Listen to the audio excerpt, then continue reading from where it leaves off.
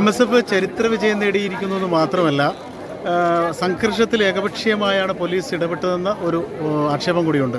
ആക്ഷേപമല്ല, നിങ്ങളൊക്കെ കണ്ടതല്ലേ, പത്രക്കാർ മുഴുവൻ കണ്ടതാണ്, എല്ലാ ആൾക്കാരും കണ്ടുള്ള എല്ലാ ആൾക്കാരും കണ്ടാണ്. ഏകപക്ഷീയമായിട്ട് തന്നെയാണ് പോലീസുകാർ അടിച്ചിട്ടുള്ളത്. നെയിം ബോർഡ് ഇല്ലാത്ത ബാഡ്ജൊന്നും ഇല്ലാത്ത പോലീസുകാർ വന്നിട്ട് അവർക്ക് തോന്നിയ രീതിയിൽ അവർ അടിക്കാൻ ചെയ്തിട്ടുള്ളത്. വല്ല മൃഗീയമായിട്ടാണ് ചെറിയ ചെറിയ കുട്ടികളൊക്കെ ഇങ്ങനെ അടിക്കാൻ പാടുള്ളൂ. ഇത്രയും മോശമായിട്ടാണ് അടിച്ചിട്ടുള്ളത്. വല്ലാത്ത മുറിവും മറ്റുള്ള കാര്യങ്ങളൊക്കെ വല്ലാത്ത രീതിയിലാണ്. അത് അങ്ങനെ ഞങ്ങൾ വെറുതെ വിടാൻ ഉദ്ദേശിക്കുന്നില്ല. ഡെഫിനറ്റായിട്ടും ഇതിനെതിരെ കൃത്യമായിട്ട് അതിന് കേസെടുക്കുക തന്നെ വേണം.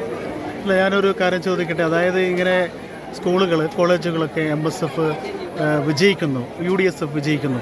ഇതടുത്ത തദ്ദേശ തെരഞ്ഞെടുപ്പ്, നിയമസഭാ തെരഞ്ഞെടുപ്പിനൊക്കെ മുന്നോടിയായി ഒരു പ്രതീക്ഷ അല്ലെങ്കിൽ വിജയപ്രതീക്ഷ തരുന്നു.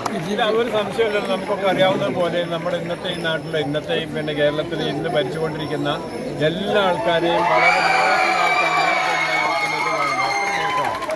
ഒരു സംശയമില്ല. ഗംഭീരമായിട്ട് വിജയം നമുക്ക് ഉണ്ടാവും തന്നെ അവിടെ പഠിച്ചു. ഈ പെട്രോളിന് നമുക്ക് എവിടുന്ന് കൊണ്ടുപോകണോ? നമുക്ക് മണാലിന്ന് വാങ്ങാം. ലഡാക്കിൽ പോകുമ്പോൾ ഒരൊറ്റ പെട്രോൾ പമ്പ് പോലും ഇല്ലാതെ 300 കിലോമീറ്റർ വരെ ഉണ്ട്. 300 കിലോമീറ്ററോ?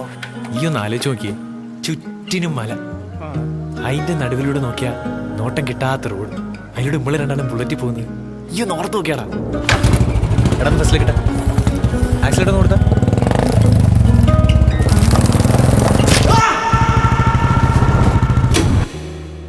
വിരലിന്റെ അറ്റം കട്ടായി പോയിട്ട് ഇങ്ങനെ തൂങ്ങി കിടക്കുമായിരുന്നു. മുറിച്ച് കളയണമെന്നാണ് കൊണ്ടുപോടത്തൊക്കെ പറഞ്ഞത്. കൂടെ ഉണ്ടായിരുന്ന അഭി പറഞ്ഞു നമുക്ക് കിംസ് അൽഷിഫെ കൊണ്ടുപോകാം. വിരലിന്റെ കാര്യത്തിലാണേലും യാത്രയുടെ കാര്യത്തിലാണേലും രണ്ടും മുറിഞ്ഞു പോകാതെ തുന്നിച്ചേർത്തത് കിംസ് അൽഷിഫയിലെ ഹാൻഡ് ആൻഡ് റിസ്റ്റ് സെന്ററാണ്. Hand and wrist centre, KIMS Al Shifa hospital, Perinthalmanna.